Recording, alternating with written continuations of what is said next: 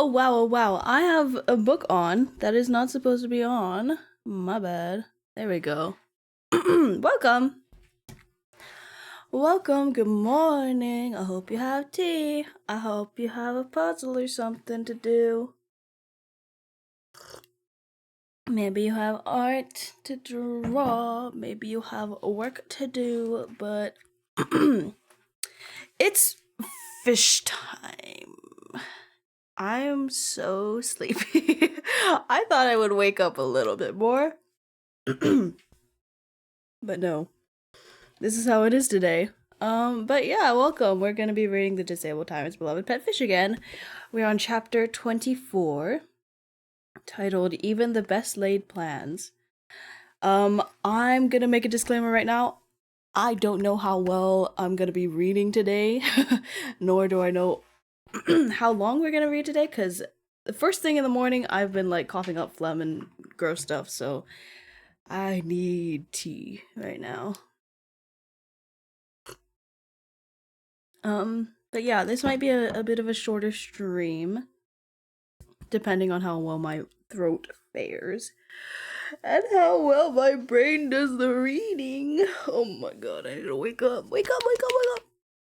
Ugh, but I've been trying to stream at 6 p.m. Every Monday, Wednesday, Friday.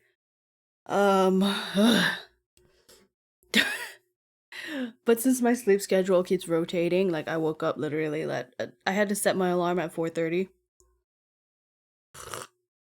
And then stayed in bed till 5, and then ate food, and then watched a bit of Dropout TV.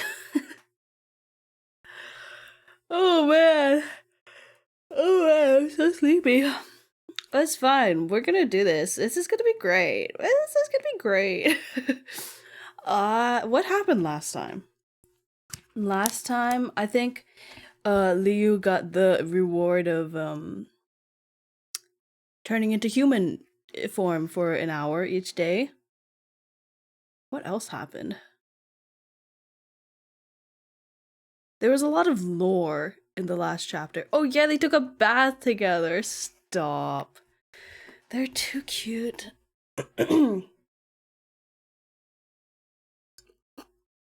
But yeah, my throat is already kind of just starting off bad.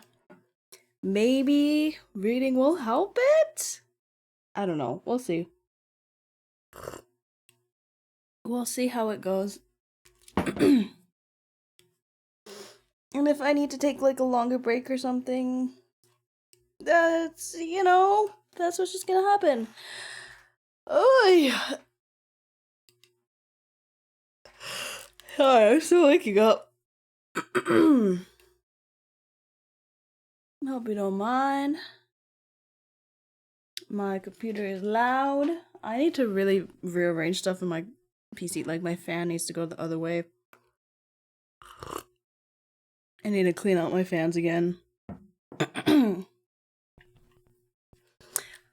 But yeah, that's what we're dealing with today. Hopefully we can get through, like, maybe 3 chapters? 3? Because they're quite short. Oh, no. Oh, no, they're quite short. So... Oh, there's an illustration. Eee! Okay, that's fine. That's fine. I'm fine with that. Oh, that one's long. Okay, we'll probably get through 3 chapters. If everything is okay. That is a hopeful, tentative 3 chapters. But yeah, let's get started. Let us get started. Chapter 24. Even the best laid plans. While Prince Jing was out, Liu took the opportunity to transform into a young man. This was the first time he'd used the transformation skill outside of the system interface, and it was kind of overwhelming. But he had urgent matters to attend to. He suppressed his excitement as much as possible. Blah! My mouth isn't warmed up yet. I need to scat a little. Scat.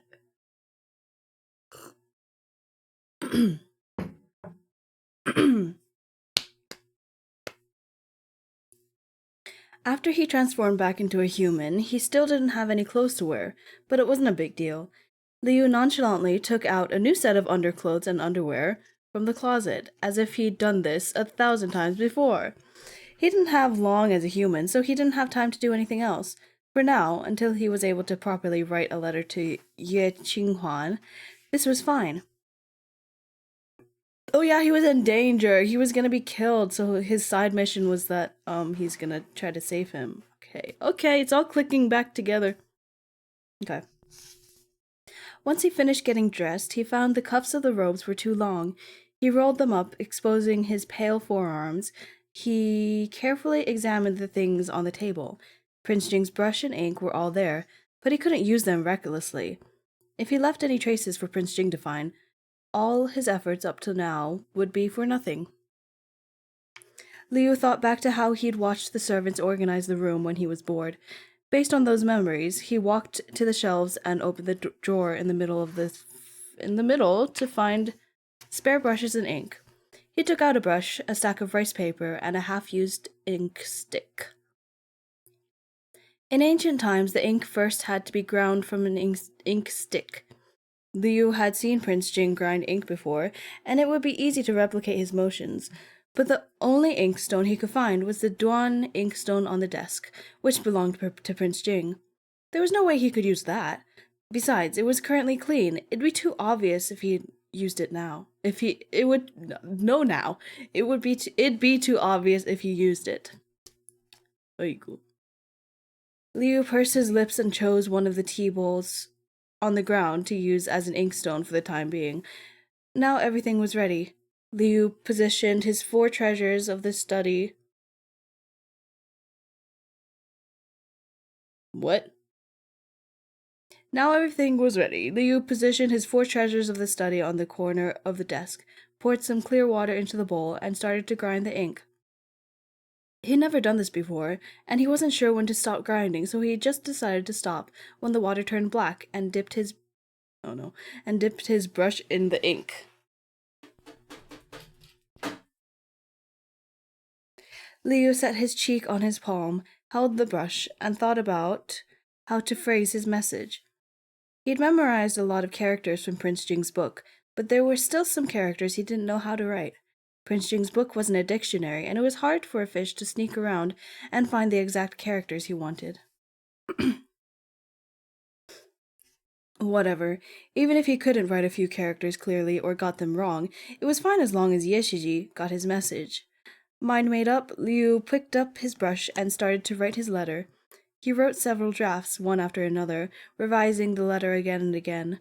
Once he read it to himself and thought it looked all right, he copied that version. He waited for the ink to dry. Then he folded it, made a simple envelope from another sheet of paper, and crammed it in. Now that the letter was done, all he had to do was give it to Ye Qinghuan. Liu stored the finished letter in his inventory to keep it safe, then he wiped the brush clean and put it back where he originally found it, along with the ink and paper. He wiped down the desk he touched, too. Oh no. He couldn't just throw away the rough drafts, though. They had to be destroyed.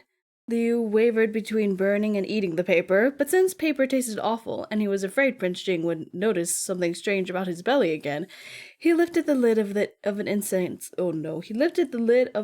burner in the room. By the time he disposed of everything, the fish scamming system started counting down his remaining time in human form. Liu took off all his clothes and hid them. Oh no. So I just keep saying oh no because I know that certain situations are probably gonna come up.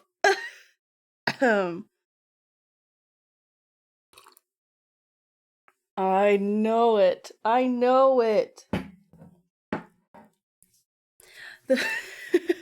Just doom. Oh god.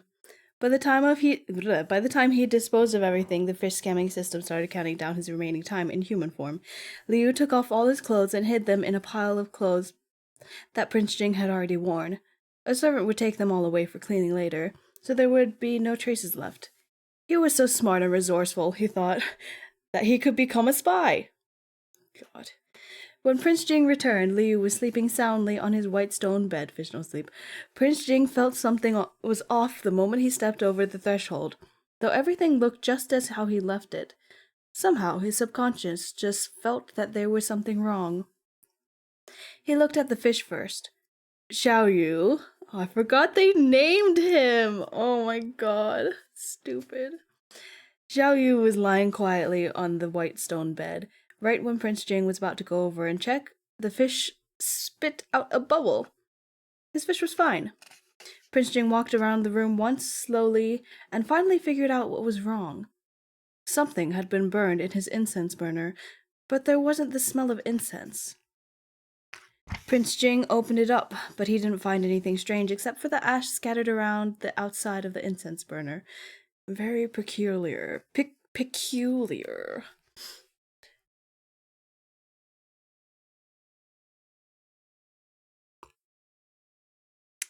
Prince Jing forbade others from entering and leaving his room unless necessary, so the servants of his residence would not do something like this.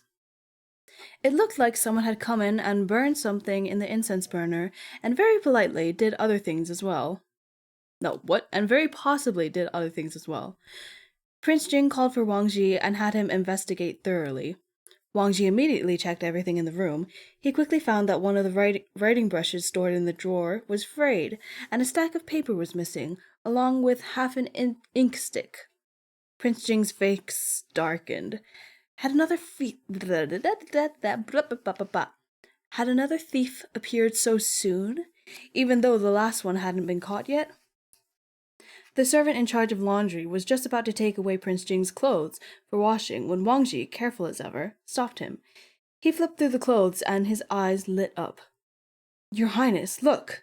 Wang Ji pulled out an inner robe from the pile of clothes. The sleeves of the garment were rolled up, and there were a number of ink stains on it. Why am I not surprised in the slightest?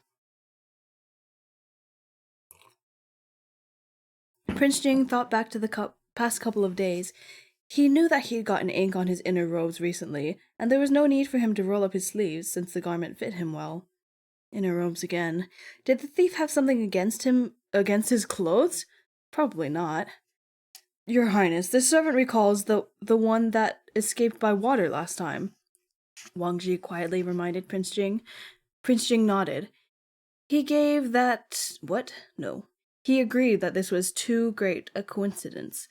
It was probably the same person. Since the thief wasn't caught last time, he came back again. But what exactly was his goal? A smile flashed in Prince Jing's thoughts. Secretly, he couldn't quite believe that the young man with such refreshing looks could be the thief that stole his clothes multiple times. And why did he steal his fish? Trying to express his anger after getting kicked out by the D-wife was a bit of a reach. Prince Jing felt sure there must be some huge secret behind this young man. He just hadn't figured out what it was yet. But whatever the case, he wouldn't let the thief take away his fish anymore. Prince Jing secretly ordered Wang Ji to double the guards and increase the number of people looking for the thief. All the while, the little carp was still soundly asleep, unaware that his actions had set off a chain of disturbances in Prince Jing's residence. He was originally sleeping facing the inside of the fish tank. When he turned over, he was met with Prince Jing's face.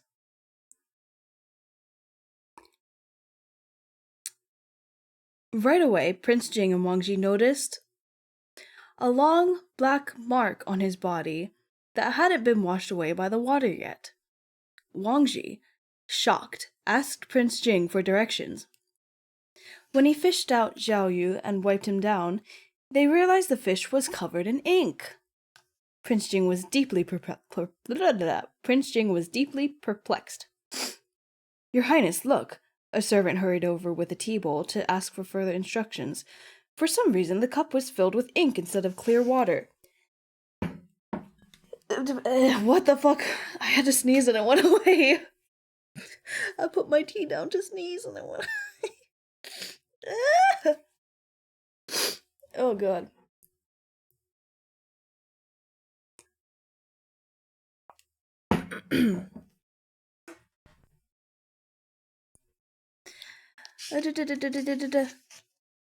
Was it with ink instead of water? Ink again, thought Prince Jing. Why ink? The ink-stained garment Wangji found, the bowl filled with ink, a ruined brush, a used ink stick, the missing rice paper, and a disturbed incense burner. The mystery intruder had most likely used the cup as a grindstone in his room, used the brush and ink to write something, and burn something in the incense burner. And Zhao Yu, how could ink have gotten on him? Prince Jing wondered.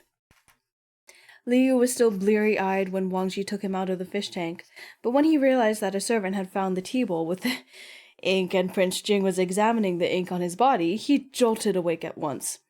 Fuck, he was too careless. Stupid. He didn't notice he'd gotten ink on his hands and wiped it on his body, and he'd put the teacup down when he was done with it and forgotten to pour the ink out. The best-laid plans of fish and men often go awry. So stupid. He was so proud of himself. Prince Jing might even start suspecting him now. He couldn't be mistaken for a fish spirit. Liu immediately broke away from Wangji and doggedly jumped into the inky tea bowl, pretending to be excited, like he really loved it, and dyed himself darker than a squid. Squid aren't dark, but okay. That doesn't make any sense. Yeah, squid, make ink, but that doesn't mean— oh my god.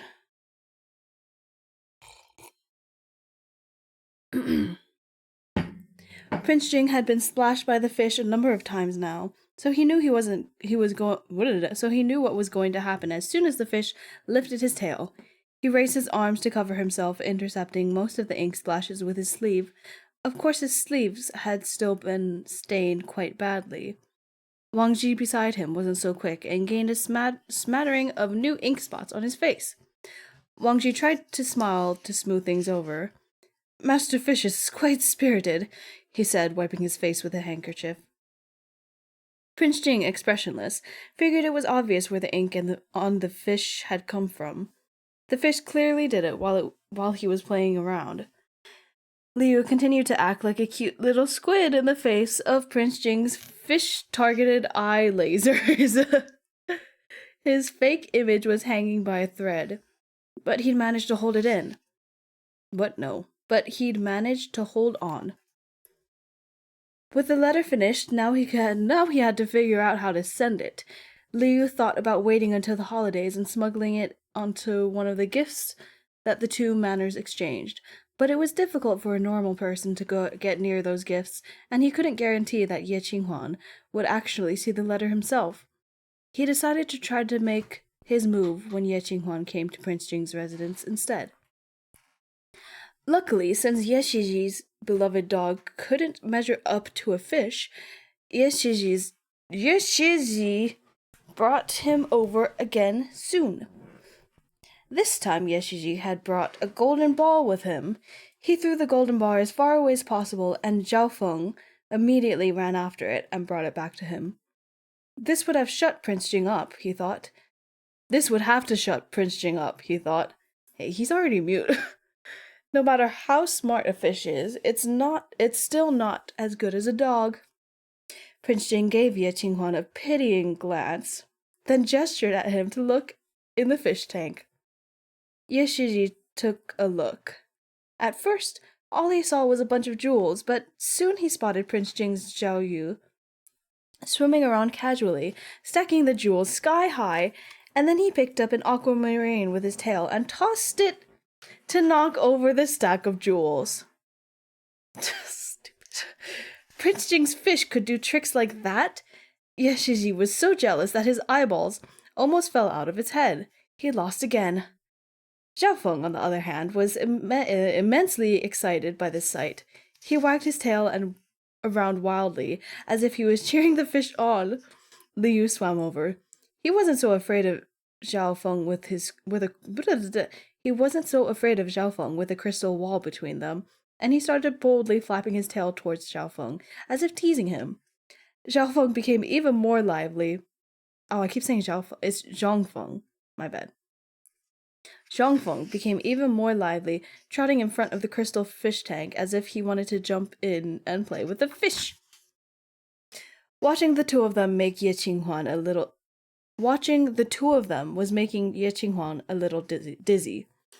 Help! Wang Ji escorted him away to rest. But Zhongfeng but Zhongfeng stayed behind, looking at Zhao Yu expectantly. He reached his nose out several times, trying to sniff him, but was met with a cold crystal every time. He barked impatiently. Liu's eyes lit up. Oh? If it was just him and Zhongfeng, he could use this as an opportunity. Zhongfeng, become a messenger for your master. Ye Shiji had to rest a bit because of his dizziness. When he came back, his darling pet dog, Zhongfeng's fur, was half soaked, and he was holding a white envelope in his mouth, pawing at his legs. What's this? Shocked, Ye Shiji pulled the letter out of Zhongfeng's mouth. And that's the end of the chapter.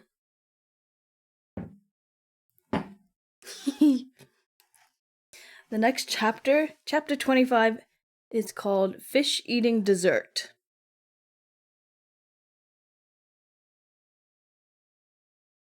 Yes, dessert is with 2 S's, right? Desert. Yeah, okay, I'm right. I checked my captions to see if I'm right. Why is there a dog pacing at my door? Go away, it's not time for food yet. There you go. He's so silly.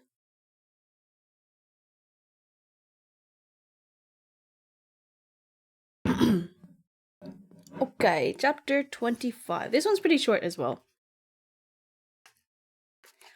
At first, Ye Qinghuan thought it was just a joke, and he read the letter with a smile on his face. The letter was only a couple of lines long, but by the time he finished reading it, Ye Qinghuan's expression had changed. Prince Jing treated Ye Shiji flippantly, but Ye Shiji was still his younger cousin. Naturally, he wanted to know what had shocked him to this extent. He glanced at Wang Ji. Wang Ji stepped forward and spoke for him. Ye Shiji, what's the matter? Ye Qinghuan looked like his soul had left his body, and it took a while before he returned to its senses. He passed the letter over and asked, Tianxi, do you know who wrote this letter? Wang Ji took the letter and handed it to Prince Jing without even reading it. But when Mu Tianxi skimmed through it, he was shocked. The writing on this letter was probably the most disjointed thing he had ever seen in his life. There were only a couple of characters written correctly.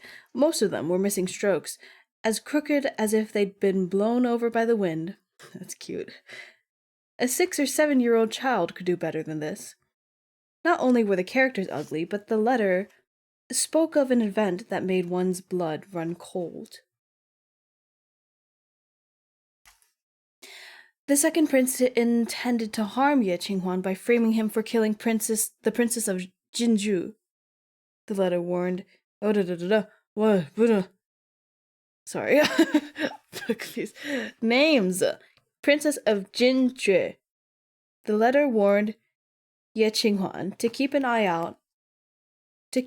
on the second prince's actions, and, more importantly, not to trust the 6th prince. The emperor only had 4 princes who'd come of age. Everyone knew that the 6th prince was the 3rd prince's follower, and that the 2nd and 3rd princes were butting heads. Meanwhile, Prince Jing didn't get along with any of them. This thin piece of paper mentioned 3 or 4 princes, in addition to Ye Qinghuan, who was obviously related to Prince Jing. As Prince Jing realized this, his expression turned serious. The House of Chenglan was the former empress's family. Yeah, so the emperor relied heavily on them, and the rich, stable future was pretty much guaranteed. The D princes born to the former empress had all either died young or been disabled.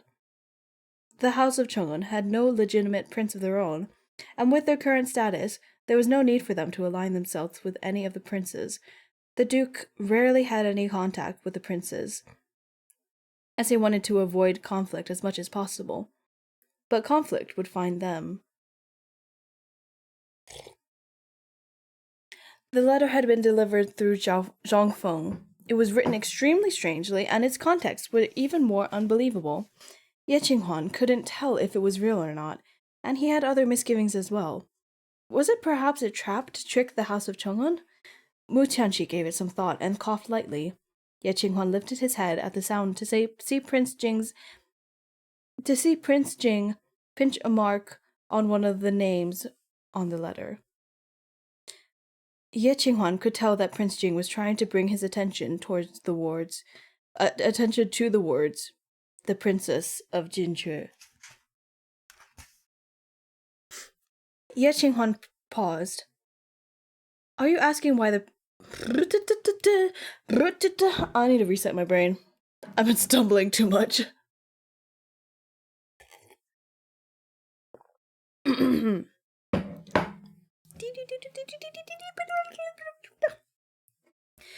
Ye Qinghuan paused. Are you asking why the Princess of Jinzhe? As if it was anyone else, it might have been more believable. But the Princess of Jinzhe, I really hope I'm pronouncing that properly. It's J-U-E at the end. J. Neither Prince Jing nor Ye Qinghuan had heard any recent news about Jinzhe. It was quite far from their own capital. They'd never even seen the princess, so why would the second prince kill someone like that to frame Ye Shiji for it? And there was the dilemma. If the letter was just a trap to trick the house of Cheng'en, there would be no need to involve a foreign princess. Thus, Prince Jing was more inclined to believe, or at least partially believe, the letter. Sorry, there's hair in my face. Oy, I'm getting so distracted. Ah! Get off. Prince Jing took a brush and paper and wrote, "Be prepared, just in case." Oh. Ye Qinghuan fell silent for a while, fully understanding what Prince Jing meant. It's better to believe it than to disbelieve it, he said. I'll have my people keep an eye on the second prince and the sixth prince. Let's see what they're going to do. And let's see what the person who wrote the letter wants. That's in italics, and it's just one line? I'm very confused. My dog is crying for me, but it's not time for eats.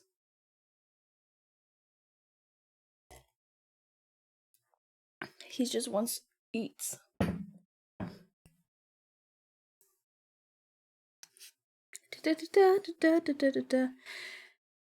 Thank you for your quick reminder.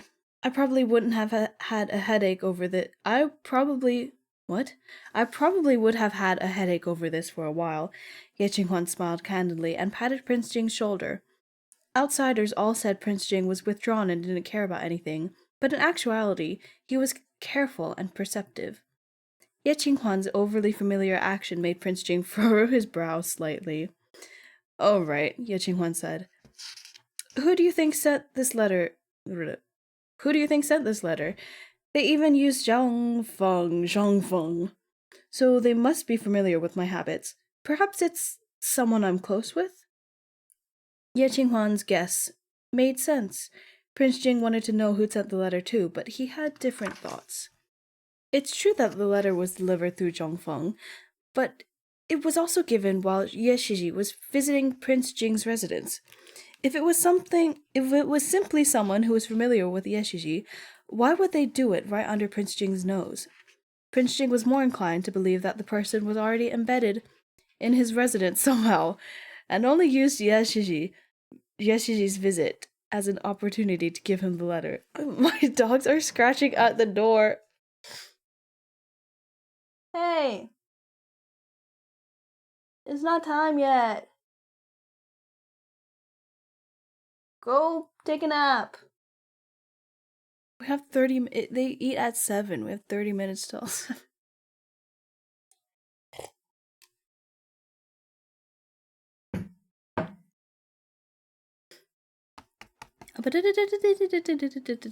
The people and connections made it Restart. The people and connections mentioned in the letter were complex and entangled. Taking another glance at the wild writing, many strokes were forked, yet each stroke was still forceful. With this type of writing style, the brush would have. A thought suddenly struck Prince Jing. He'd seen a frayed brush just like that a few days ago. In his own room. It must have been that young man. Prince Jing had guessed that he'd written something on his. Prince Jing had guessed that he'd written something in his room. So was it the letter that Ye Qinghuan was now holding? Tianqi, what are you thinking about with such a serious expression? Ye Qinghuan put up two fingers and waved them in front of Prince Jing's eyes. Prince Jing mercilessly slapped away his troublemaking hand. Ye Qinghuan laughed. Are you thinking about who they are and where they are? I have my own ways of locating whoever it is, but Ye Qinghuan glanced at Prince Jing and stubbornly stopped right when it was getting juicy. God. Prince Jing looked impatiently at him, signaling with his eyes. Spit it out. Ye Qinghuan laughed and continued. It literally says poof poof poof. Ye Qinghuan laughed and continued. I have my own ways of locating this person. If you want to find out who sent the letter, then answer a question of mine first. Ye Qinghuan felt he couldn't be any more resourceful for using this opportunity to get something out of Prince Jing. This is your life in danger, you stupid boy. He smugly said, I heard you moved back here because you were attacked at the palace. I haven't been able to figure it out, but how did the assassin get into your room when Jingtai Palace was your own dwelling? When Jingtai Palace, your own dwelling, is full of guards. Ye Qinghuan had been eager to gossip about this for a very long time. Everyone in the palace was trying to guess who sent that assassin, but Prince Jing had already killed her, and the imperial guards who searched the corpse found nothing useful either. There were two main theories in the palace. One was that noble consort Chu had a grudge against Prince Jing, since the emperor punished her on his account. Even if the noble consort wasn't the one who ordered the assassin, people believed it had to do with her. The other theory was that someone else was framing noble consort Chu. She was the first person anyone would think of when an attempt was made on Prince Jing's life, after all. This was also part of why the second prince was so desperate to reconcile with Prince Jing. Of course he wanted to help noble consort Chu, but he was also afraid that the emperor would listen to the rumors flying about the palace.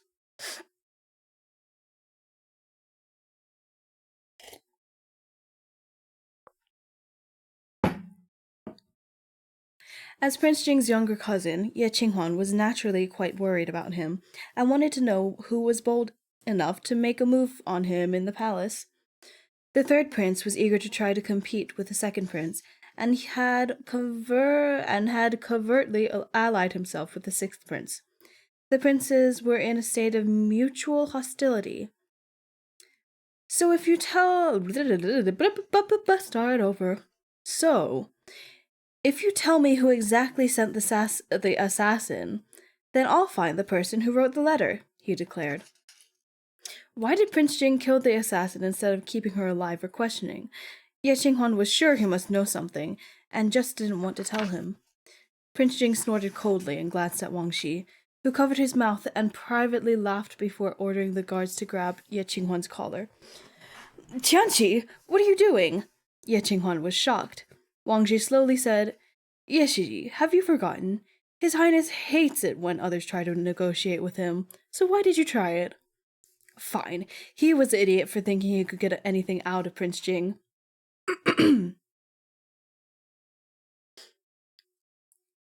Wang Ji ordered someone to lift Ye Shiji up and was about to throw him out when Ye Qinghuan made a last-ditch effort. Wait, if I'm chased out, who's going to find the person who sent the letter? That's enough, Ye Shiji, Wang Ji said cheerfully. His Highness wants me to ask you if you want to be kicked out or if you'd rather tell us. Come on, Ye Qinghuan complained half-heartedly. He decided not to be stubborn about it, though, and went ahead and revealed his plan. which turned out to be Zhongfeng. Since the person who wrote the letter had Zhongfeng deliver it, oh no, Zhongfeng must have sent him. They would be able to find the person if Zhongfeng led the way. This method certainly had not occurred to Prince Jing. Ye Qinghuan untied the leash and jabbered away at Zhongfeng, asking for his help. It wasn't clear if Zhongfeng understood him or not, but when Ye Shiji was done speaking, Zhongfeng licked the center of his palm and turned to trot away. Ye Qinghuan said hurriedly, "Come on, he's going to find him." Prince Jing and Ye Qinghuan glanced at each other and came to a mutual understanding, then trailed behind Zhongfeng. Earlier, when Prince Jing and Ye Qinghuan were gone, Liu had turned into a human right away, frightening Zhongfeng into a barking frenzy. When he was in his human form, Liu wasn't afraid of Zhongfeng, but he had to feed the dog some red fish food to calm him down. Oh god. Unexpectedly, Zhongfeng liked the fish food a lot. He stopped barking and even licked Liu's hand. After getting Zhongfeng under control, Liu took this letter out of his inventory and had Zhongfeng carry it in his mouth and set it over. At this point, the rescue mission was over, half finished. The rest was up to Ye Shiji. It would have been better if he could have gone with Zhongfeng, but neither of the forms at his disposal would be any good for it. As a human, he would be chased out of the manor, and as a fish, he probably wouldn't be able to catch up with the dog. So Liu decided to stay where he was and wait for Zhongfeng after he delivered the letter. The transformation went smoothly this time, and there was a lot of time left. And there was a lot of time left before he needed to turn back into a fish. Liu didn't dare run around, though, so he just got dressed and sat in the room, staring in a daze at the soft, pink, peach blossom-shaped desserts on the table. Each one was shaped exactly like a peach blossom, and they were quite fragrant. Wang Ji said that it was a confection made by a chef from the palace, and Prince Jing would sometimes have some. Since Wang Ji had put the pastry there himself, there shouldn't be any problems with it. Liu sat for a while, bored, and then set his sights on the pastry. This guy. The last time he transformed into a human, he was much too busy writing the letter to eat any human food. The time before that, he ate the food Auntie Zhu gave him. But there were no desserts. Now that this plate of inviting pastries was right in front of him, Liu felt a craving. This was Prince Jing's dessert. It was normal for a pet to steal a little taste of his master's dessert, right? The peach blossom pastries were neatly stacked into 3 layers, forming a tidy little mountain. There were 3 on the topmost layer. Liu picked a larger one and took a bite out of it. God, it's stupid. The pink-colored pastry was crispy and sweet, and it really did taste like peach blossoms. Liu was worried that his time was almost up, so he finished it quickly. But once he finished the first one, he wanted another, so he grabbed a second piece and shoved it in his mouth.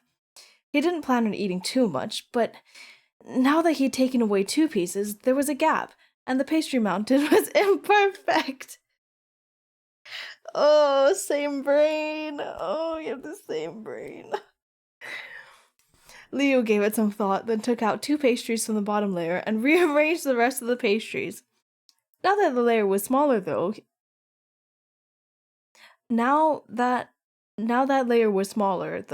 so he took another piece of the second layer and rearranged that one. As a result, the entire mountain shrank. Liu nodded, satisfied, and ate the excess peach flour pastries, stuffing his cheeks. He was chomping enthusiastically on his dessert when there was a loud barking outside. Liu was happy at first. Was Zhongfeng returning after a successful completed mission? Liu glanced out of the window to see Zhongfeng happily wagging his tail, running like the wind with Prince Jing and Ye Shiji in tow. Crap! Stupid Zhongfeng! He agreed to complete the mission alone. He promised not to betray him. Why did he lead these two over? He was caught in a dead end again. And that's the end of that chapter. Oh god, this is so stupid. I'm gonna take a break here. Maybe just feed the dogs a little early and get some more tea. And then we shall continue on to chapter 26. Sorry to leave you on a cliffhanger like this, but the next chapter is called Bringing the Fish Everywhere.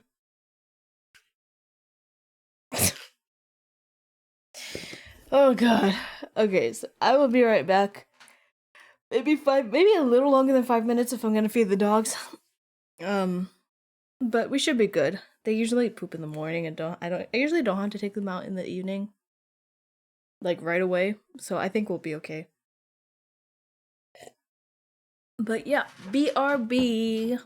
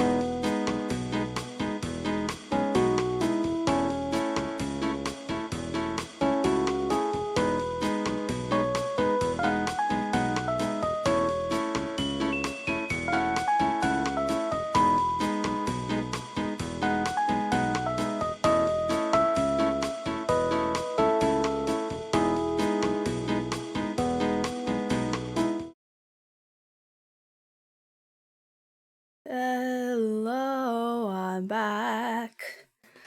I am back. I did get some more tea. It's still too hot to drink, but sorry, I'm out of breath. Every time I step up, get down, I walk, I'm out of breath. I get up from sitting down, I'm out of breath.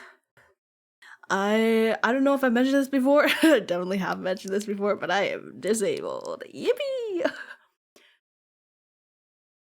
That's why I do this here. Like, why else would I be streaming and reading BL if I were not disabled? Just think about it. Just think about it.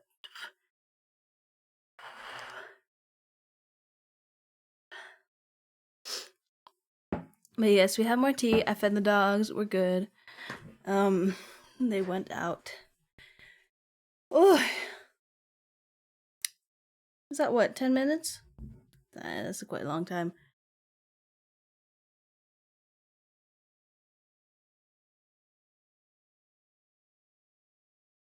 I'm trying to cool down my tea because I need at least a little bit tea.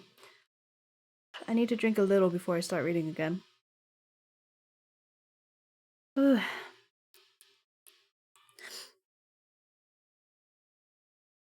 Sorry, there's a weird noise distracting me. How's your day? How's your day going? While I cool down my tea. How's your day going? Hope it's going good.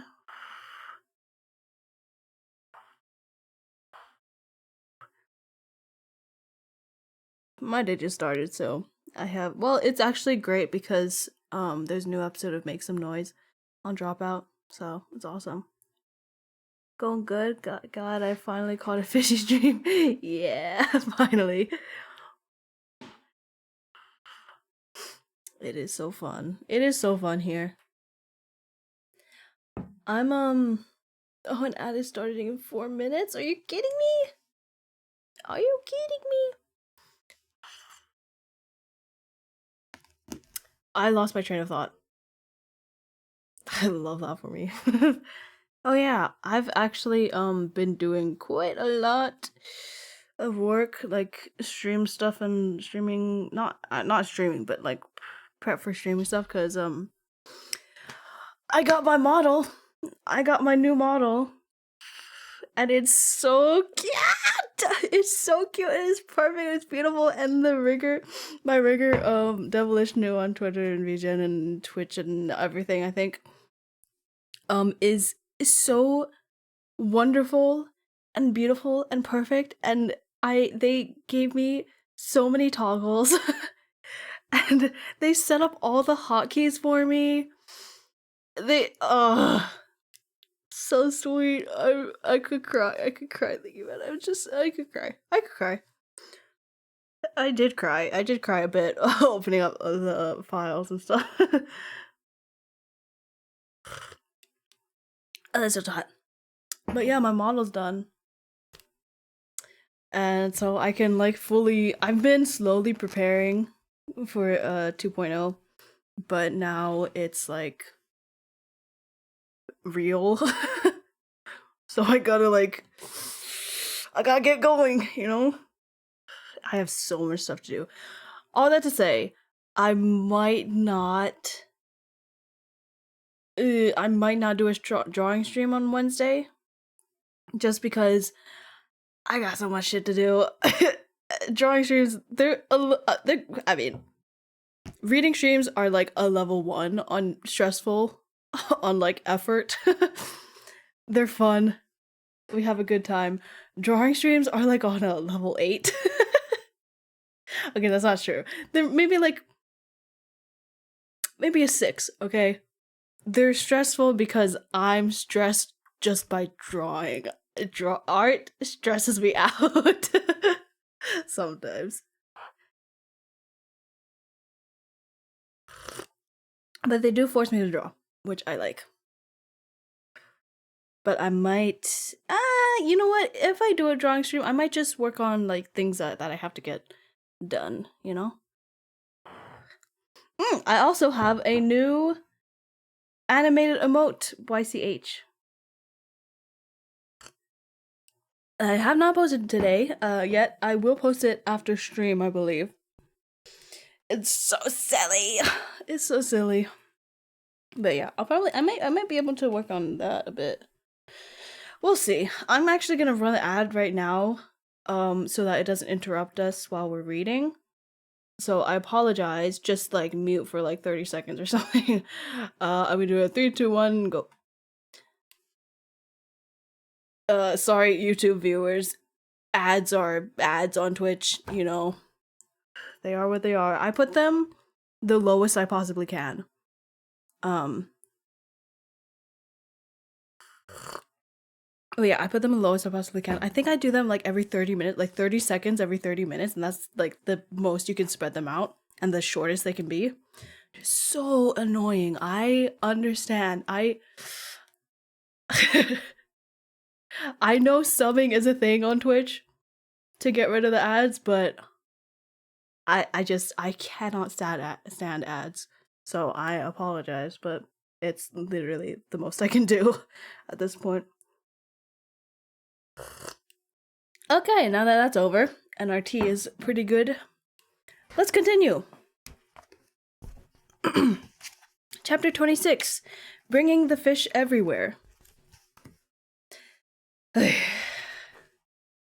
Leo could turn into a human form for an hour at a time now. He turned back into a fish when his time was up, but before that, he was stuck in human form. It was impossible to cancel the transformation halfway through. The fish scamming system didn't give him a way to do it. Got an accounting ad very touching on me. That's crazy. Okay, sorry. That's so funny. Okay. Prince Jing was about to unknowingly trap him in a room again. This room was quite large, but there was nowhere to hide. Getting into the closet or hiding behind a curtain would be as good as asking for death. Liu stood up and ran to the open window inside. He seriously had to jump out of the window again. He remembered that he had climbed through this window when he used the transformation medicine before, and that it was close to the ornamental mountain outside. The path was familiar. Liu tried to open the window latch, but the same window that had opened so easily last time wouldn't budge. What was going on? He jiggled it twice, panicked, but the window didn't move. He suddenly realized that the window most likely couldn't be opened because it had been sealed. There was no need to guess who did it, but when it was sealed, and when was it sealed, and why hadn't he known about it? A cold sweat broke out on Liu's back. If this window didn't work, then he tried the other ones. But he tried each one and found, to his despair, that none of them would open. He knew there were guards outside the door too, so he wouldn't be able to get out that way. Zhongfeng's barks were getting closer and closer. Liu raised his head. If Prince Jing caught him, Prince Jing had been looking for him for such a long time, would he kill him on the spot? Should he say, "Stop, master, I'm your pet fish"? It was hard to imagine how Prince Jing would react when he found out Liu was his pet fish. But if he just made up a random lie instead, it wouldn't be long before he was found out. If he ended up in Prince Jing's hands, they wouldn't need any special tricks to discover his secret. All they had to do was wait for him to turn back into a fish. He still had one more step of his main quest to complete. Oh yeah! Getting intimate. Okay. But he'd been so focused on saving others that he didn't put much effort into getting intimately close with Prince Jing. If Prince Jing knew his real identity, it would be a miracle if he didn't kill him. He definitely wouldn't be allowed to do any more of his quests. Was there really nothing he could do? Sweat rolled down Liu's nose as his eyes frantically darted around, sweeping across every single object in the room. Prince Jing and Ye Qinghuan followed closely behind the running Zhongfeng, about to run into the inner portion of the manor, looked like he was going to run straight into Prince Jing's room. Yeah, that is kind of scary. Prince Jing was a bit thrown off. He already suspected that the young man who'd escaped before was the one who'd used Zhongfeng to deliver the message. Could it be that the young man, even after his intense search, had not left the manor yet? Prince Jing recalled that the people he'd sent out had never returned with any useful information. At first, he thought this person was simply too crafty, but he left clues in his residence and his room over and over.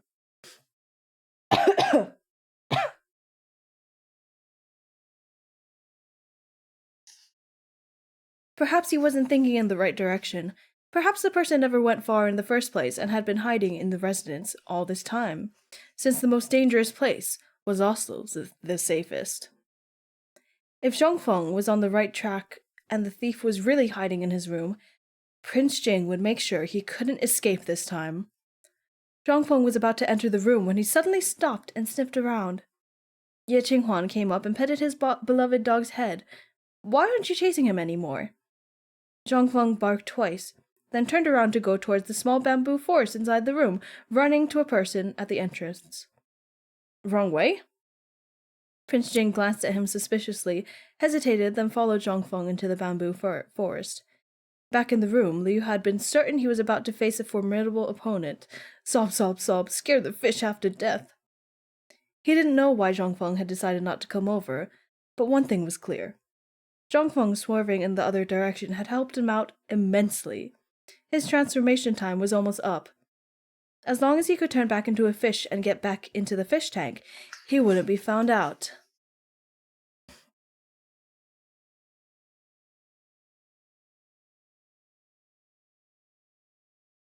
Sorry, I read ahead a little bit.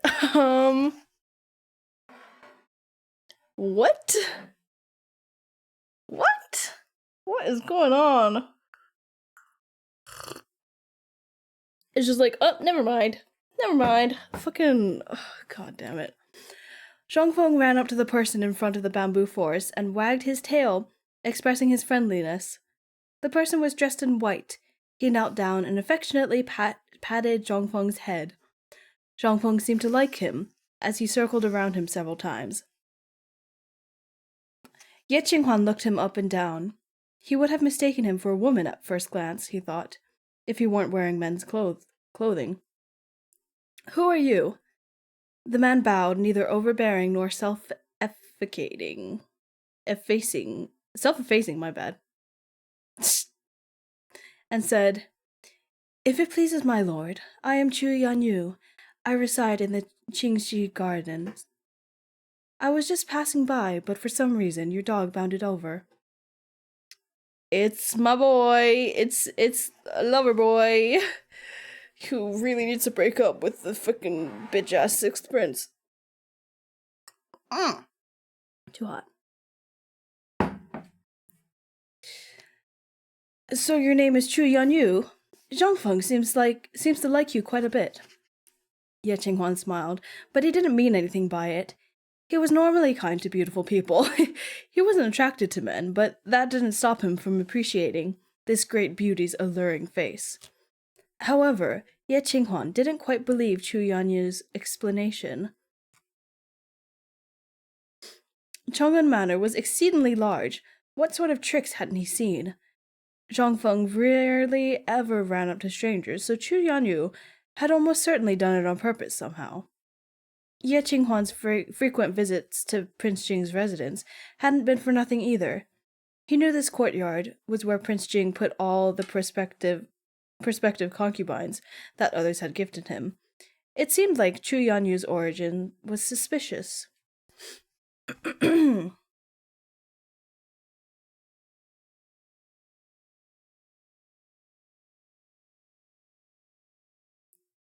Sorry, I just realized. No, we're fine, right? My Twitch said it was offline. I think I just didn't refresh the page in the beginning, which is dumb. But it's been fine, right? Just checking. We didn't blip out or anything, right? That was okay, cool. Just checking. It was like no, that doesn't make any sense because it's been like this the whole time. So yeah, it's fine. We're good. All right. I'm actually I'm feeling pretty good with my throat right now, so we might actually get to another chapter after this, except this one is quite long, so maybe not. We'll see. Chu Yanyu's origin was suspicious. He didn't think he'd run into something like this at Prince Jing's residence. Ye Qinghuan burst out laughing. This wasn't his residence, so he just had to watch the show. No need to overstep and intervene. It hadn't been long since the banquet in his residence, so Prince Jing recognized Chu Yanyu. His cold gaze fell on Chu Yanyu's hands. Chu Yanyu claimed he didn't know why Zhongfeng came towards him, but Prince Jing's eyes were sharp, and he'd already noticed that Chu Yanyu had hurriedly kicked a green leaf aside. The green juice on his fingertips had yet to be wiped off completely. Prince Jing's eyes darkened. There was no doubt that Chu Yanyu was lying. He deliberately used some trick to make Zhongfeng run over. Displeased, Prince Jing glanced at Ye Qinghuan. Since Prince Jing and Ye Shiji had left in such a hurry earlier, Wang Ji hadn't caught up yet, so Ye Qinghuan, who suddenly became a mouthpiece, gaped uselessly. In the end, he just coughed lightly, pretending to not understand. Prince Jing glared at him again, and Ye Shiji relented. He unwillingly asked, Chu Yanyu, why are you here? Chu Yanyu knelt in greeting, then raised his head and said, I heard His Highness and Ye Shiji were looking for one skilled in calligraphy. Please let me have a try. Ever since Chu Yanyu entered Prince Jing's manor, he had been staying at Qingxi Garden. Prince Jing's residence was heavily guarded, so it took the sixth prince great effort to deliver a letter to Chu Yanyu. In that letter, he'd asked him to captivate Prince Jing, so he could enlist the help of the House of Chang'an. Fucking bitch. Fucking bitch. I hate this bitch. Such a... Ugh.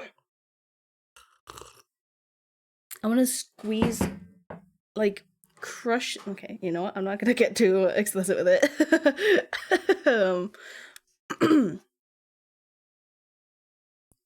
Chu Yanyu truly wanted to help Mu Tianzhao, but he hadn't so much as seen Prince Jing since he got here.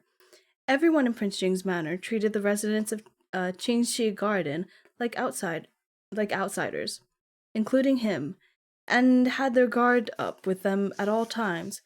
If he wanted to give Mu Tianzhao a helping hand, he had to get out of Qingxi Garden first and gain Prince Jing's attention again. When Chu Yanyu entered the manor, and the third prince had shoved a bunch of money on him to further secure his loyalty, Chu Yanyu had spent a lot of it to bribe a patrolling guard outside of Qingxi Garden.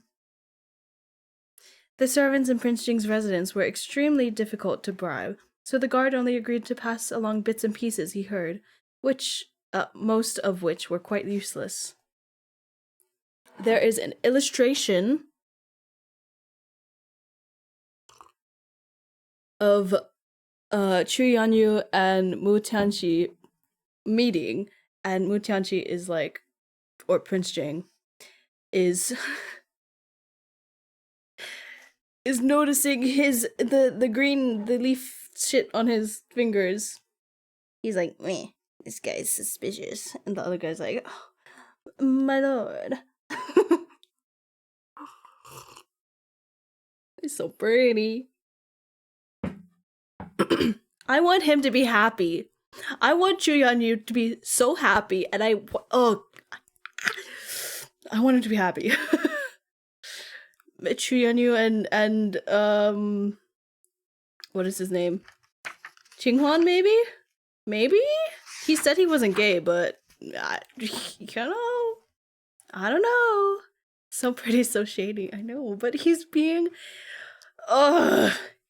manipulated. It's so wrong. Not my Chu Yanyu. Okay.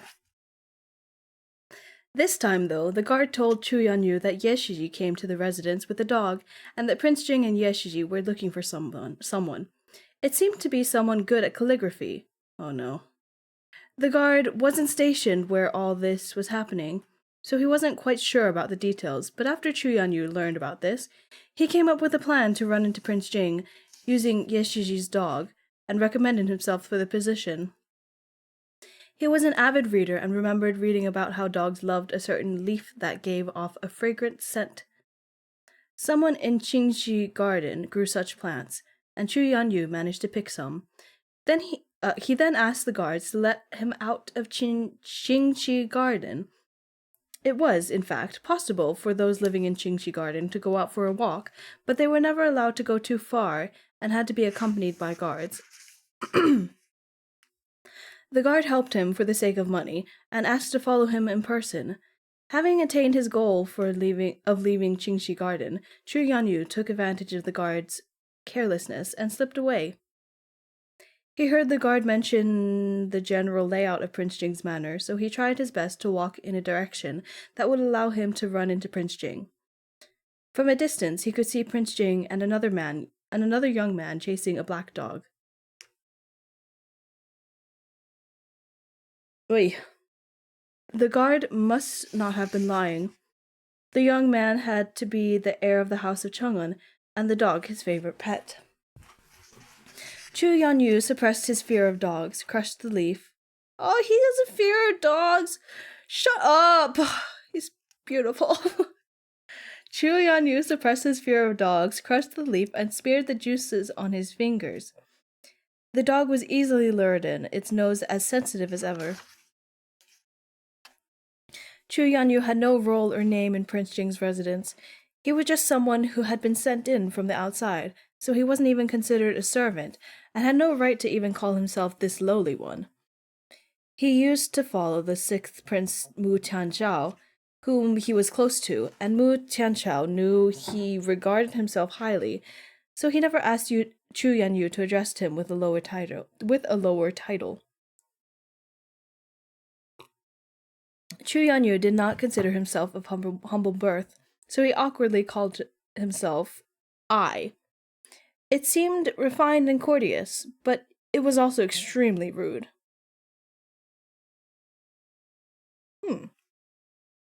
Interesting. If Wang Ji had heard him, he would have chewed him out, but Yeshi never cared much about these conceited customs. As for Prince Jing, he was on the cusp of rage, but not because of Chu Yanyu's form of address. You know, they keep mentioning Chu Yanyu, and then they keep saying, Yeshi, he doesn't mind it. He thinks he's so pretty. Like, I don't know. I sense a ship coming along. If I am so deeply incorrect, I can't be though. Come on. I'm not looking too much into it. No, I'm not.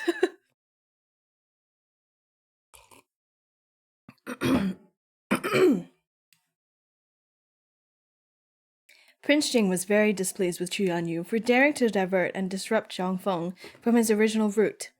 Chu Yanyu might as well have said, I am the one you're looking for. Prince Jing stared at him for a moment and scoffed coldly. Chu Yanyu felt his confidence wavering under that gaze. Because the sixth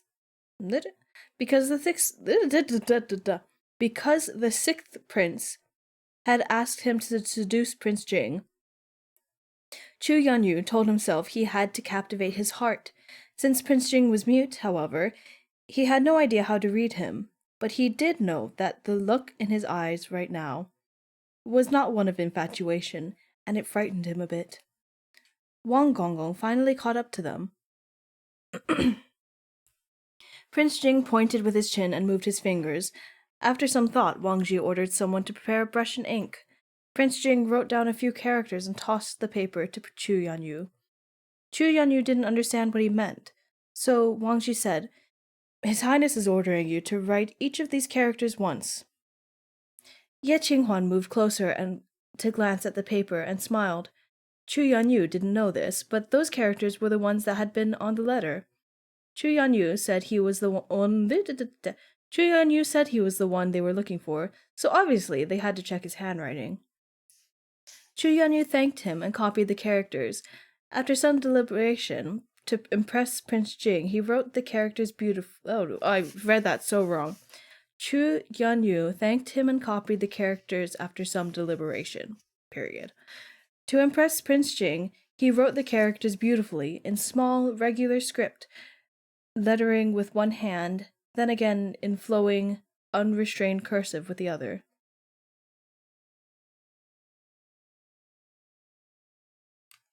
Okay. He was always worried. Sorry, there's so much going on with my throat today. It's so silly.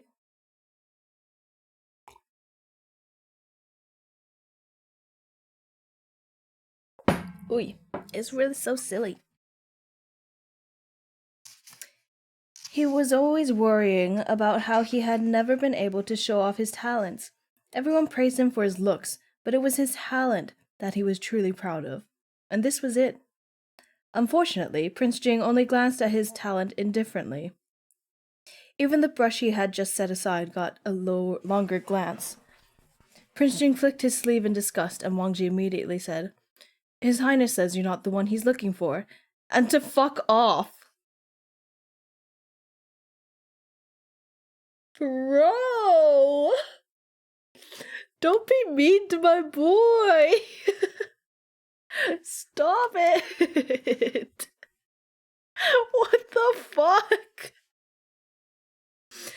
And Chu Yanyu was dumbstruck. Same, bro. What? He still wanted to say something, but Wang Ji had already ordered the guards to take him away. He heard Wang Ji cursing. Since he broke the rules by leaving Qingxi Garden without permission, both he and the guard he bribed were punished with 200 strokes of the board. That's a lot. He's like this. Yeah. Oh, man. The guard was immediately thrown out from the manor, and Chu Yanyu, with all his talent, was dragged back to Qingxi Garden to stew in his own juices.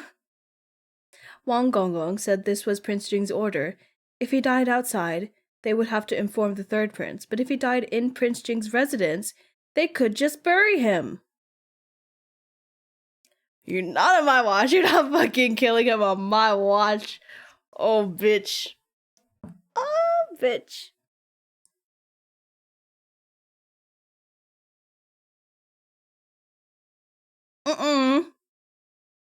That's not happening. Chu Yanyu was more than frightened enough, tears streaming down his face as he lay on his bed covered in injuries. Nobody had ever treated him like this before. How could this man be so cruel? After Zhongfeng was distracted by Chu Yanyu, he didn't want to move anymore. No matter how much Ye Qinghuan tried to get him going, Zhongfeng would just lick his hand quietly. They probably wouldn't be able to find the person they were looking for. Ye Qinghuan smiled apologetically at Prince Jing.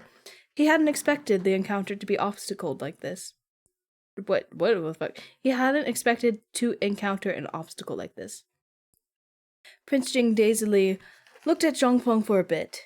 If Chu Yanyu hadn't appeared, then the original direction Zhongfeng was going in was his room. It would probably be too late if they went now, but Prince Jing still ordered Wang Ji to keep an eye out and got ready to go himself. Tianqi, I'll go with you. Ye Qinghuan wanted to know who sent the letter to. Prince Jing paused, glancing back at Ye Qinghuan, shook his head lightly, and left. Ye Qinghuan was baffled. Beside him, Wang Ji sighed. Yes, His Highness has his guesses. Please leave it to us to handle it. Ye Qinghuan's eyes widened. Does he have other clues? Who is it? Wang Ji's expression became pained. His Highness has had people investigating for a long while now, but we still haven't found out his name. It seems to be someone's male concubine.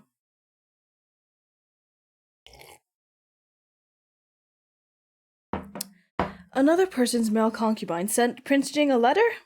Ye Qingwan scratched his head, confused. Was he that charming? Prince Jing stood in front of his room and threw the doors open, but there was nobody inside. He knew that this young man was good at escaping, as well as cleaning up his traces. Occasionally, he might even leave some misleading clues behind, but there would always be some traces of him left.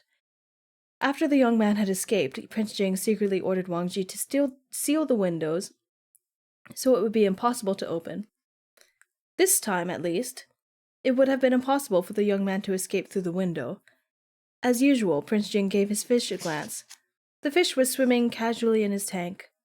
Prince Jing decided to look for clues himself this time. He walked around the room once, but didn't find anything. Since his underclothes and underwear had been taken every time, once strewn randomly on the ground, and once mixed in with the clothes he'd already worn, Prince Jing thought that he should start with his clothes, so he opened the closet. He didn't notice that there was a gaze behind him that followed him since he entered the room. That's such a creepy line. What? In the crystal fish tank, the little carp was practically glued to the tank wall, almost not daring to breathe, as he watched Prince Jing rummaging around his room. Zhongfeng had bought him time by not coming directly into the room, so Liu had taken off all the clothes he was wearing ever since the increase of his inventory size. One slot held clean water, and the second slot held other things. After the letter was delivered, a slot became available that could definitely fit a set of clothes. But if he put it in there, and Prince Jing wasn't able to find his clothing, he would still suspect that his clothes were stolen. So Liu folded them up and put them back in the closet. It quickly became obvious that he'd made the right choice. Prince Jing simply curled his lips up after opening the closet, as if he didn't find anything suspicious. But in the next moment, even though he shouldn't have noticed anything, Prince Jing effortlessly pulled out the clothes Liu had been wearing. What? Liu was stupefied. He even forgot to swim. How did he do it? He'd been way more careful than usual. The clothes weren't dirty, and they looked the same as all the other folded clothes in the closet. He didn't put them up on top either, so Prince Jing shouldn't have noticed. Liu had no idea that Prince Jing had secretly ordered Wang Ji to embroider numbers on the inner lining of his clothes after the second time his clothes were taken. The clothes that were placed in the closet had been ordered by number.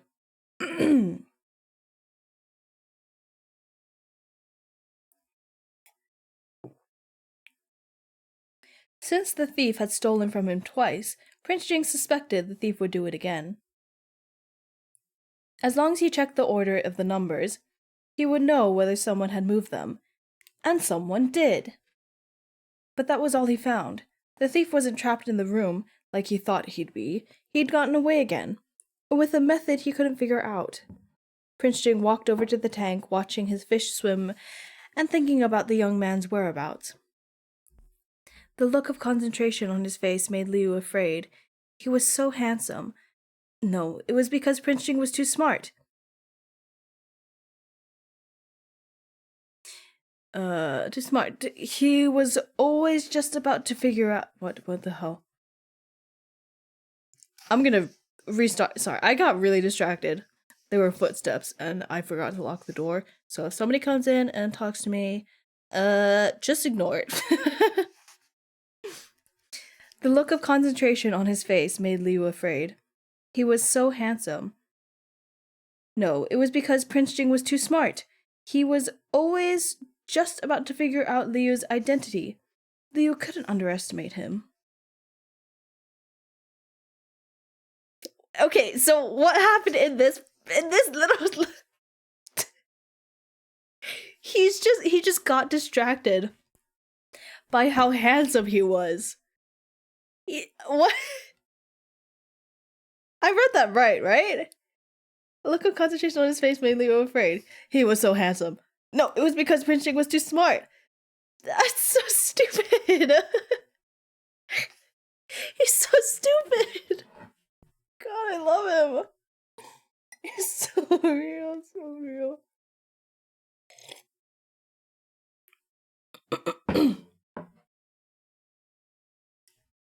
Liu made up his mind and decided to sell himself again. But Prince Jing was with him all the time, so it was probably hard to impress him anymore. Thanks to Zhongfeng, Liu was reminded that some dogs, Zhongfeng included, like to run in circles and chase their tails. Liu planned to give it a try and chase his own tail. Even if it looked silly, it was fine as long as he could distract Prince Jing. Liu twisted his body, chasing the tip of his tail as he tried to resist the shame, repeating to himself silently, "As long as you don't treat your tail as a tail." God. I was so done with this guy. As he chased it around, he was surprised to find that his head could touch his tail. Thanks to his fish nature, Liu couldn't resist playing with it. I accidentally got carried away again. Ah! Prince Jing quickly noticed the fish playing with its tail and watched him for a bit without realizing it. This was new to him. He'd never seen a fish playing with its tail before. When the fish stopped, Prince Jing scooped him out and plopped him into a nearby tea bowl, as always, petting him a little. Liu shamelessly wrapped his tail, which had just patted his own head, around Prince Jing's finger. It's these tiny little lies just make it so, this is so ridiculous. We are reading a stupid-ass comedy about a fish. Oh. The coldness in Prince Jing's eyes slowly disappeared, and he smiled and shook his head. He said he didn't want it, but he definitely wanted it deep down. Liu saw right through his insincere master and wouldn't let go of his finger. Suddenly, Prince Jing looked surprised, as if he'd seen something. He stopped playing with him and pushed the fish's head lightly to the side. Liu was puzzled, but the reason quickly became clear as Prince Jing carefully removed a piece of food stuck between a fin and his body. Ah, Liu usually ate fish food, so it wasn't out of the ordinary for him to drop a few pieces of fish food here and there. Since he was Prince Jing's fish, there was no need to worry about getting the water dirty, as the servants changed the water frequently enough. But the piece of fish food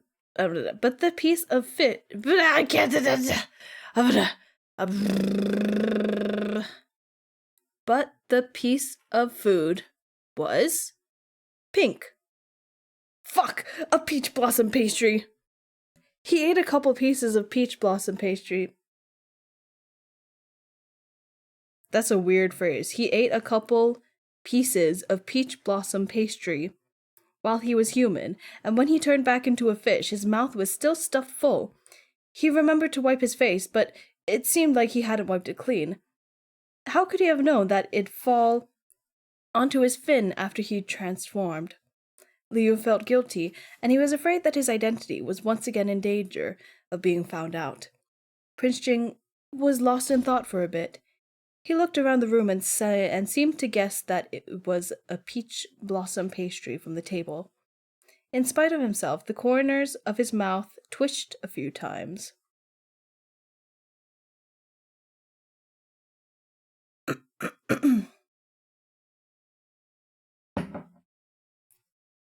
Since the little fish could jump around the room, he might have jumped into the peach blossom pastry.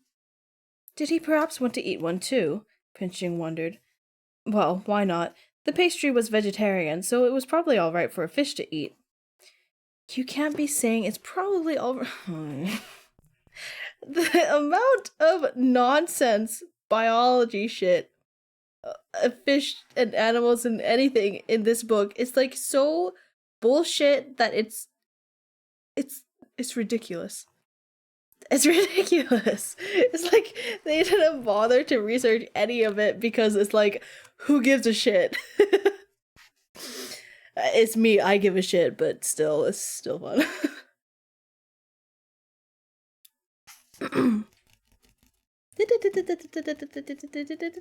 He slowly walked over and brought the plate of peach blossom pastries to the tank, breaking a pastry into pieces and sprinkling it into the clear water.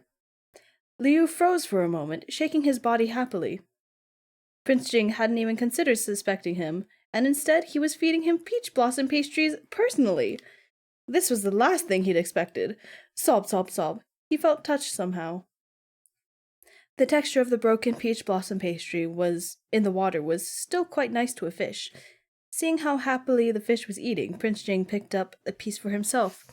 But as he brought it to his mouth, he just so happened to glance over at the remaining pastries from the corner of his eye.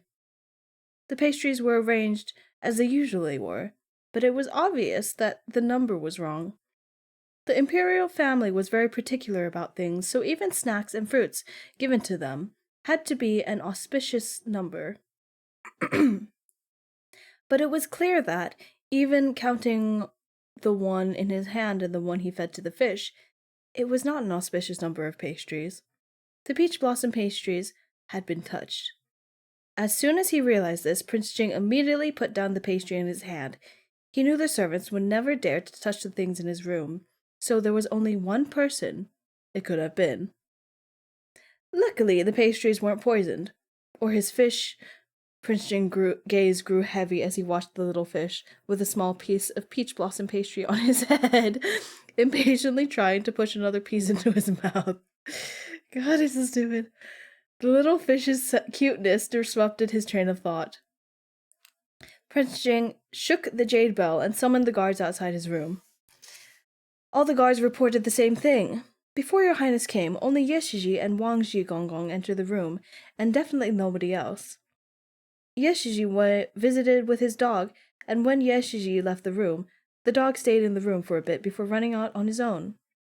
As to whether or not Zhang Feng had a letter in his mouth when he ran out of the room, the guards weren't sure. Prince Jing rubbed the spot between his brows. None of this made sense. If Ye Qinghuan and Wang Ji were the only ones who entered the room, then what in the world had caused the clothes to be moved and the incorrect number of peach blossom pastries? If the thief entered the room without the guards noticing, it would have been impossible for him to get out, since the windows were sealed. The thief was still able to come and go as he liked, even though Prince Jing had already made several arrangements. Tianqi, Zhang Feng seems to have recovered. Wang Ji led Ye Qinghuan and his pet dog into the room. Zhang Feng excitedly bounded to the fish tank, wagging his tail at the little carp to tell him he'd completed the task and begged to be praised. It's too cute. It's too cute.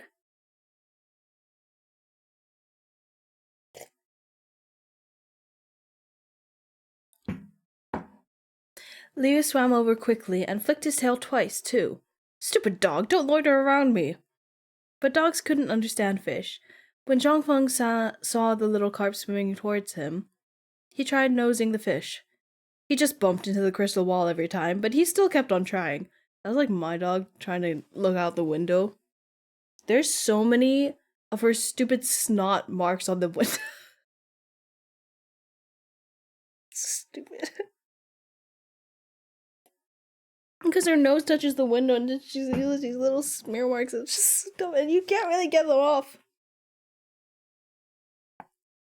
I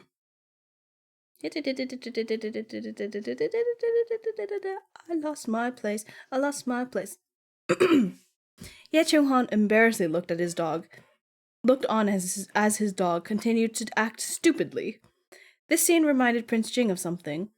When Zhang Feng delivered the letter to Ye Qinghuan, he was mostly wet, and he was still slightly wet even now, but the fish tank in the room wasn't broken, and it was impossible for Zhang Feng to get into the fish tank. So how did he get wet? Nothing made sense. From the unidentifiable, unlocatable young man who kept appearing in his room, to the clothes and the peach blossom pastries that had been moved even though nobody had entered or left the room. He felt like he almost had it, just a little more, and he could could connect everything together and figure out the truth. When Wang Ji finished recounting everything, Ye Qinghuan's eyes widened. He gulped. Tianqi, he said, with a hesitant expression on his face. Your room wouldn't be haunted, would it? Haunted? Prince Jing paused and gave a cold laugh. Where would he get a ghost? Definitely not. At most, just a thief. And even if there were ghosts, he wasn't afraid. Zhongfeng barked excitedly a few times, still wanting to poke the fish with his nose. Prince Jing saw his little fish shrewdly hide among the rocks, only leaving his tail out. Prince Jing, who wasn't afraid of ghosts, was calmed even more by the sight of his fish. Things couldn't continue like this.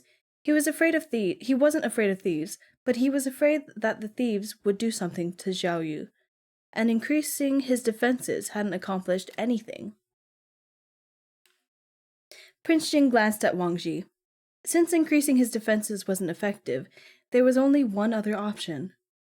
Ye Qinghuan thought Prince Jing's fish. Ye Qinghuan thought Prince Jing's fish and his own Zhongfeng were somehow fated, so he wanted to take the fish back to Chang'an Manor and take care of him for a couple of days. That way he could experience the joy of having a fish as well. He just wanted the stupid fish. God. But before he could bring this up to Prince Jing, he saw Wang Ji take out a crystal bowl that was much larger than an ordinary tea bowl. Well, it looked like a crystal bowl. It was adorned... What the hell? Well, it looked like a crystal bowl. No. That's not what it says. Well, it looked like a crystal bottle. Interesting. It was adorned with a gold cap and had a handle to make it easier to carry. Wang Ji opened the crystal bottle without delay, poured in some clean water, and carefully put the little fish still hiding in the rocks inside. I hope you took the water from the tank. My guy. Acclimate your fish.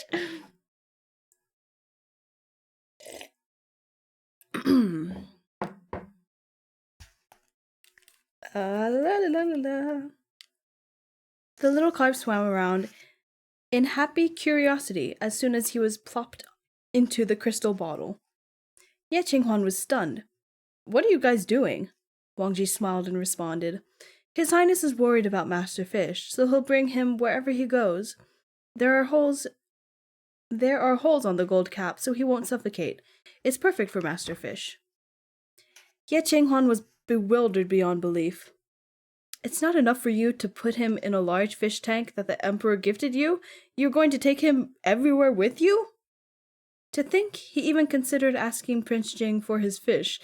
He was going to bring the fish with him everywhere. There was no damn point. Prince Jing cast a derisive glance at Ye Shiji, picked up the crystal bottle, and left. And that's the end of that chapter. Whew. That was a long chapter.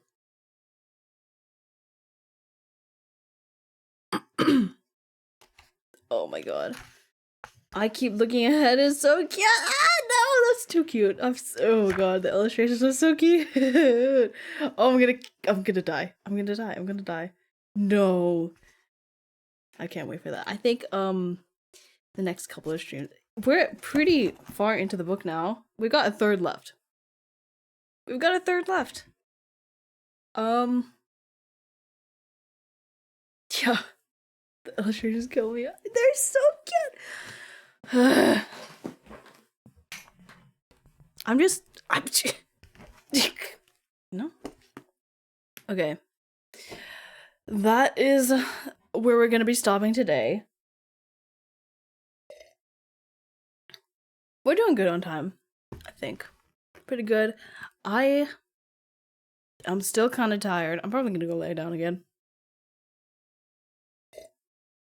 I do have work to do. Oh yeah, I'm gonna post a thing. Oh my god, my brain is so disoriented because I have like so many things on my list of things to do that it's like just it's just all jumbled up, and I'm like, but I'm trying to grasp that one, but then it keeps slipping from my fingers. I'm like, no, I need to do this. I need to do that. You know what I mean? It's like a nightmare. It's like a nightmare. It's like a nightmare. Don't become a VTuber. I'm kidding. Do what you want, but like, it's a lot of work. But I am excited. I am excited. There's so many things that. There's so many things that's going on. I can't spoil anything, but there's just a lot. There's a lot. There is a lot, and I'm making most of the things myself, so that is actually why I'm struggling so much. Like, I'm making my overlays. I've made my emotes. I haven't put them on yet, but I'll put them on like a week before 2.0, but oh man. Anyway, that's that. This book is so fun. I can't wait for Friday when we read again. Let me just put that book down. Things are happening. Things are finally happening. Things are happening. Okay.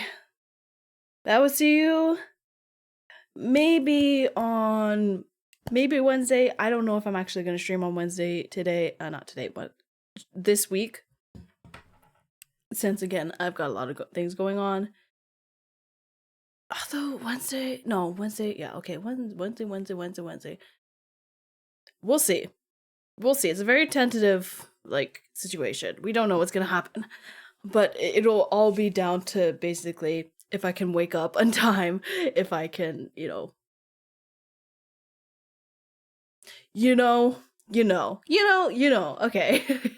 Do you, boo? Yeah, so true. So true. Thank you for that. Kernel of wisdom. But yeah, I will see you again when I see you.